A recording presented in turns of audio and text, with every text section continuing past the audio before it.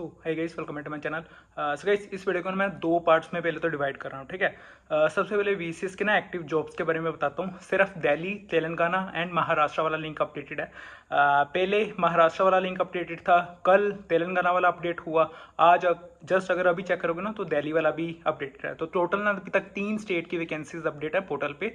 Portal का link और ये तीनों स्टेट के ना लिंक एक बार डिस्क्रिप्शन बॉक्स इवन की ना पिन कमेंट्स में ना मैं लिंक देना चाह रहा हूँ। तो प्लीज जो भी ये स्टेट्स के ना तो वो तो एक बार अप्लाई कर देना, ठीक है। और सबसे बड़ा यही डाउट रहता है ना कि अगर हम दूसरी स्टेट से हैं तो हम इसमें अप्लाई कर सकते हैं कि नहीं कर सकते।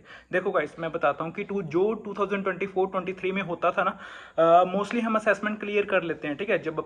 जब हम इंटरव्यू में जाते हैं ना तो रिक्रूटर ना स्पेसिफिकली स्टेट पूछता होता है। कभी कभी आधार कार्ड की वेरिफिकेशन भी होती है, बट कुछ केसेस में, ठीक है। ये सिर्फ एक मैं ना बता रहा हूँ कि ऐसे वाले केसेस भी होते हैं। इस करके ना अपनी अपनी स्टेट के लिए ना थोड़ा सा वेट कर लो। जैसे कि अगर हम बात करें बड़ी स्टेट्स की, उत्तर प्रदेश की वैकेंसी आती होती है, पंजाब की भी आती होती है, मध्य प्रदेश की भी आती होती है, आंध्र प्रदेश की भी आती होती है, ठीक है। ऐसे डिफरेंट स्टेट्स की भी आती है। जैसे कि जम्मू एंड कश्मीर की कभी भी नहीं आती, ठीक है। तो ये लोग पंजाब में अप्लाई कर सकते हैं, दिल्ली में अप्लाई कर सकते हैं। ऐसे ही हरियाणा की कभी वैकेंसी नहीं आती तो हरियाणा वाले दिल्ली में अप्लाई कर सकते हैं, हिमाचल वाले पंजाब में अप्लाई कर सकते हैं, दिल्ली में अप्लाई कर सकते हैं, ठीक है। ऐसे ही अगर मैं झारखंड की बात करूं तो झारखंड वाले अपने नियर बाई स्टेट्स में अप्लाई कर सकते हैं, ठीक है। तो ऐसे डिफरेंट जैसे छत्तीसगढ़ हो गया या कोई भी, इवन कि आंध्र प्रदेश का भी एक केस होता है, क्योंकि आंध्र प्रदेश और एमपी की वैकेंसीज ना सबसे ज़्यादा कम रहती हैं। कि जितना मैंने 2023 या 24 में नोटिस करा ना, तो आंध्र प्रदेश एंड मध्य प्रदेश वाले तो अपने नियर बाई स्टेट्स में कर सकते हैं, कोई और ऑप्शन नहीं है। क्योंकि अगर हम पोर्टल पर भी चेक करें तो बहुत देर से अपडेट होती है ये वैकेंसी, ठीक है। आंध्र प्रदेश वाले स्पेसिफिकली तेलंगाना में अप्लाई कर सकते हैं, कोई इशू नहीं है। जैसे ही अगर आंध्र प्रदेश की लाइक जो भी स्पेसिफिक भी आती हैं, ठीक है, तो वो डिफरेंट आईडी से भी कर देना अपना, ठीक है। बट एक बार अगर तेलंगाना में अप्लाई कर सकते तो प्लीज एक बार तेलंगाना में भी अप्लाई करना। तो ये तो था एक्टिव स्टेट्स, ठीक है। नेक्स्ट इशू मैं क्या बता रहा था, नेक्स्ट इशू हर बारी यही पूछ रहा था कमेंट्स में कि जैसे सपोज मैंने एक बार अप्लाई करा, ठीक है, मेरा टेस्ट नहीं क्लियर हुआ, देन अगेन सेकंड टाइम मैं कैसे कर सकता हूँ क्लियर। सेकंड टाइम अप्लाई करने का मेथड यही है। जब नोटिस करा होगा कि जब मैं दोबारा से अप्लाई करना चाहता हूँ तो स्क्रीन में लिखा आता ना, please log in with your registered email ID and phone number. अब इसका ना मैं ब्रेकअप करके समझाता हूँ। इवन कि इंस्टा का ना जस्ट अभी स्क्रीनशॉट भी लगाऊंगा, वो भी उधर से भी चेक करना, उधर ना स्टेप वाइज मेंशन करूंगा। बट एक बार ना समझा रहा हूँ कि इसका कैसे होता है। अपना जीमेल खोलना, जीमेल में मेरी आईडी बनी हुई है, सपोज अभिषेक 19971799@gmail.com मेरी आईडी है, ठीक है। ये मेरी आईडी है, ठीक है। अब मैं ना इसका ऑल्टरनेटिव कोई आईडी बनाना चाहता हूँ, सपोज अभिषेक 1997@gmail.com आईडी मैंने बनाई, ठीक है। अब ना मैं पता क्या करूंगा, जीमेल पे ना ये आईडी तो मैंने चूज कर ली, अब मैं ना कोई डिफरेंट नंबर चूज करूंगा।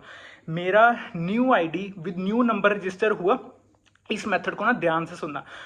यूजली हम ना ऐसा करते नहीं है। हम पता क्या करते हैं जिस करके हमारे को इश्यूज आते हैं, हम डायरेक्टली सीएसए के पोर्टल पे new ID new number register कर रहे हैं, उसका कोई फायदा नहीं है।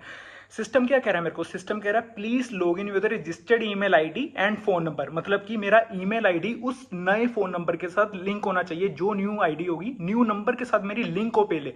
वो कैसे होगी, वो जीमेल पे ही होगी। जो भी हमारे को वेरिफिकेशन कोड आता है ना अपने न्यू नंबर पे, मेरे को वेरिफिकेशन कोड आ गया, मेरा ईमेल आईडी मेरा फोन नंबर के साथ कनेक्ट हो गया, ठीक है।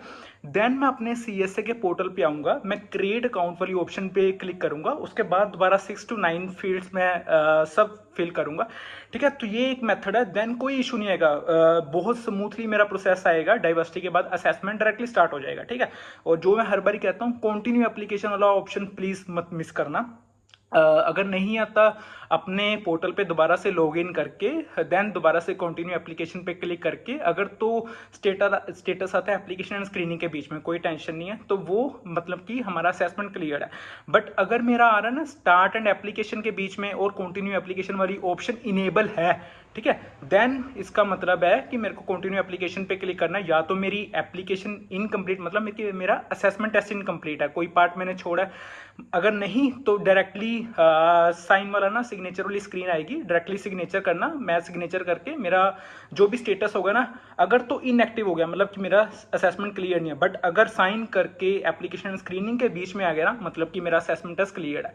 एक और केस बताता हूँ। नॉर्मली रीहायर्स के केस में क्या हो रहा है, जितना मैंने नोटिस करा, जितने इंस्टाग्राम पे कमेंट्स आए हैं या जितने भी यूट्यूब पे मैंने देखा है, नॉर्मली रीहायर्स के केस में कैसे हो रहा है कि अगर मैं एक बारी कॉन्ट्रैक्ट मैंने 2-3 महीने पहले लीव करा, ठीक है, तो एक्सपीरियंस में अपना, सपोज मेरा कॉन्ट्रैक्ट 3 या 4 मंथ्स का था, अब वही एक्सपीरियंस में अपने न्यू फॉर्म में फिल कर रहा हूँ 3 या 4 मंथ्स का, तो डायरेक्टली 4 डेज तो एप्लीकेशन का स्टेटस एप्लीकेशन स्क्रीनिंग के बीच में रहा, ठीक है। बट अब नेक्स्ट डे आज ही वो स्टेटस स्टार्ट एंड एप्लीकेशन के बीच में आ गया। इसका ना एक ऑल्टरनेटिव है, या तो अपने न्यू आईडी या न्यू नंबर से रजिस्टर करना, जो कभी भी यूज नहीं करा, जो मैंने अभी बताया जीमेल वाला मेथड, ठीक है, वो एक मेथड है। या जो भी न्यू अपना फॉर्म फिल करोगे ना, उसमें VCS का 3 मंथ्स 4 मंथ्स कॉन्ट्रैक्ट मत मेंशन करना। हाँ, अगर 6 मंथ्स है 8 मंथ्स है देन हम कर सकते हैं, ठीक है, वो थोड़ा जेन्युइन लगता है।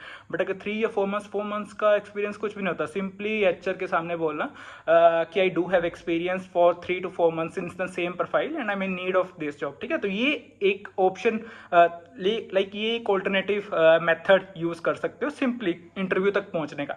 बट नॉर्मली रीहायर्स को ना इतनी जल्दी सिलेक्टिंग करते हैं, उनके डिफरेंट लिंक्स आते हैं, बट ये हम डायरेक्टली इस VCS के एप्लीकेशन के फॉर्म से कर रहे हैं, ठीक है। बट रीहायर्स के ना कभी कभी अमेजोन की तरफ से ही हमको ईमेल्स आती होती हैं।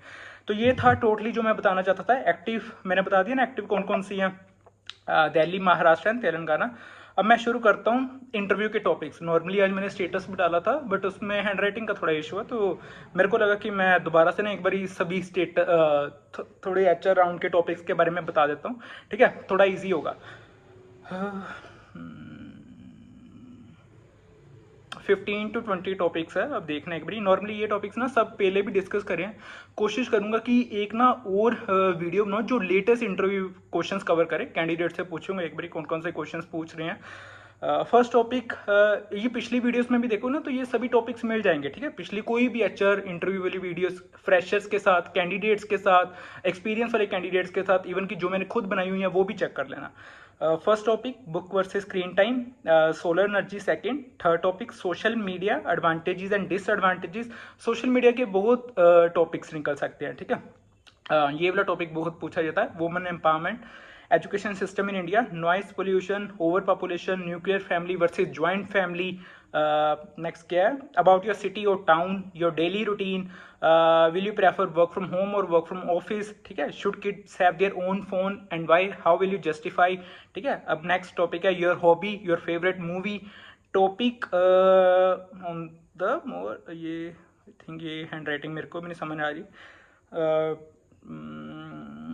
ये छोड़ देता हूँ एक बारी। नेक्स्ट है मेमोरेबल डे, ठीक है। उसके बाद है any challenge that you face in life. उसके बाद है animal rights, health and fitness के ऊपर, importance of news, importance of learning. Next क्या है, how social media influence your life, ठीक है। तो ये है, इसके फेवर में भी बोल सकते हो, अगेंस्ट के भी बोल सकते हो, ये भी क्वेश्चंस HR पूछ सकता है। Importance of sports. नेक्स्ट क्या है,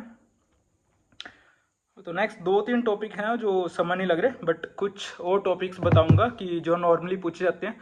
तो ये था ओवरऑल, ठीक है। बाकी सभी लिंक्स डिस्क्रिप्शन बॉक्स में जरूर देखना एक बारी। हाँ, इवन की VCS के असेसमेंट के वीडियोस ऑलरेडी चैनल पे हैं, तो वो जरूर देख लेना।